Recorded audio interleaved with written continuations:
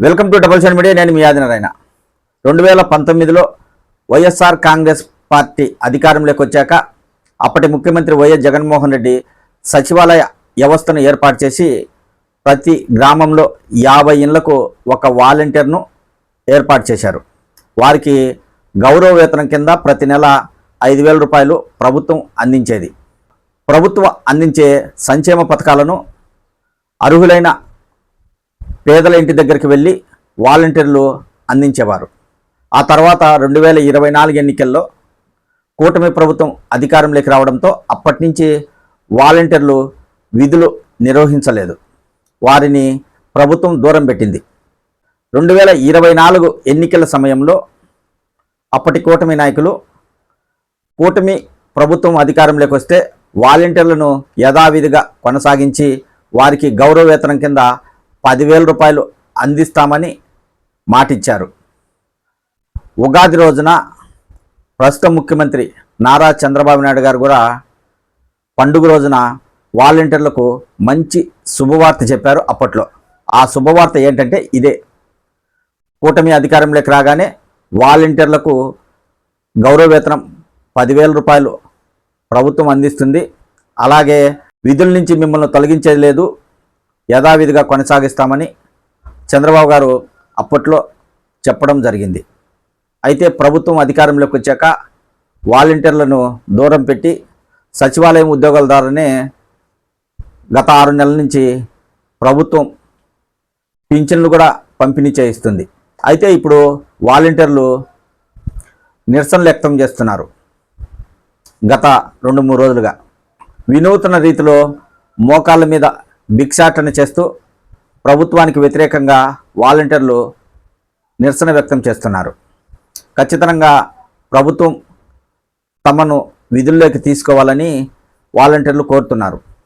గతంలో కూటమి నాయకులు ఇచ్చిన మాట ప్రకారం మమ్మల్ని యథావిధిగా కొనసాగించి గౌరవ వేతనం కింద 10,000 రూపాయలు ఇచ్చి విధుల్లోకి తీసుకోవాలని వాలంటీర్ల అసోసియేషన్ ఆధ్వర్యంలో నిరసన కార్యక్రమాలు చేపట్టారు వాలంటీర్లు.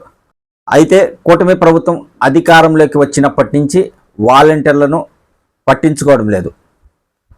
గతంలో డిప్యూటీ సీఎం పవన్ కళ్యాణ్ గారు కావచ్చు, మంత్రి గారు కావచ్చు, మరో మంత్రి వాలంటీర్లు అసలు విధుల్లోనే లేరు, వారిని ఎలా మేము కొనసాగించాలి, వైఎస్ఆర్ కాంగ్రెస్ పార్టీ అధికారంలో ఉన్నప్పుడే వారిని తొలగించింది, వారు విధుల్లో లేనప్పుడు వారిని తీసుకునే అధికారం కానీ తొలగించే అధికారం కానీ మాకు లేదని కూటమి ప్రభుత్వం నాయకులు కొన్ని వ్యాఖ్యలు చేయడం జరిగింది.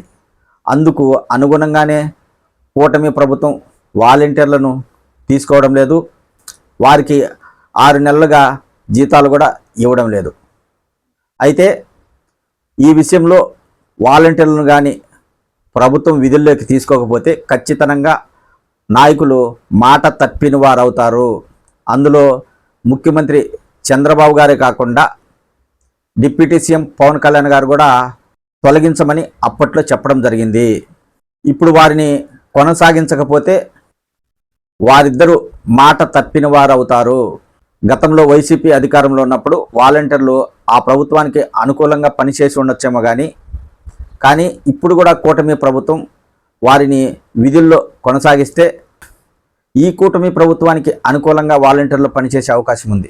దాదాపు లక్షలాది మంది వాలంటీర్లు ఇప్పుడు రోడ్డున పడ్డారు. ప్రభుత్వం అధికారంలోకి వచ్చాక కూటమి ప్రభుత్వం అధికారంలోకి వస్తే 10,000 గౌరవ వేతనం వస్తుంది, జీవనం కష్టతరం లేకుండా కుటుంబాన్ని పోషించుకోవచ్చని ఆశగా ఎదురు చూసిన వాలంటీర్లకు నిరాశ మిగిలింది. వాలంటీర్లను తొలగించడంతో చాలామంది యువతీ యువకులు నిరుద్యోగులుగా ఉన్నారు.